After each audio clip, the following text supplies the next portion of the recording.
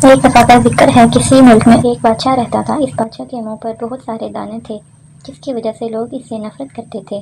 اس بیماری کا کوئی علاج نہ کر سکا۔ آخرکار بادشاہ نے ایک نجومی کو بلایا۔ وہ ملک کا سب سے بڑا نجومی تھا۔ میری بیماری کا حساب کرو۔ نجومی اس میں مشغول ہو گیا۔ اگلے ہی لمحے نجومی نے بادشاہ سے کہا، یہاں سے دور آبادی سے ہٹ کر ایک شملہ پہاڑی ہے۔ اس پہاڑی کی حفاظت کے لیے 4 دیو ہیں۔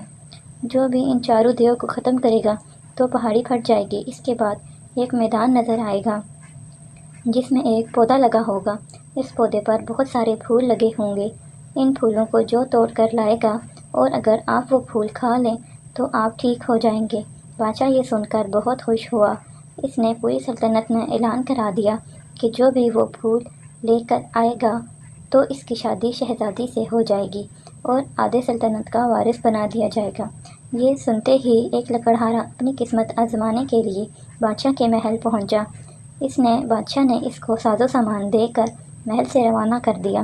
اس طرح لکڑہارا اپنی پوری تیاری کے ساتھ سفر پر روانہ ہو گیا۔ راستے میں اسے کسی قسم کی دشواری کا سامنا نہ کرنا پڑا۔ جب وہ شملہ پہاڑی کے قریب آ کے پہنچا تو اسے یاد آیا کہ محل سے نکلتے وقت ایک سپاہی نے اسے ایک انگوٹھی، سونے کی انگوٹھی دی تھی اور یہ بھی کہا تھا کہ یہ انگوٹھی پہنتے ہی تم غائب ہو جاؤ گے۔ جیسے ہی اسے یہ خیال آیا، اس نے فوراً ہی وہ انگوٹھی پہن لی۔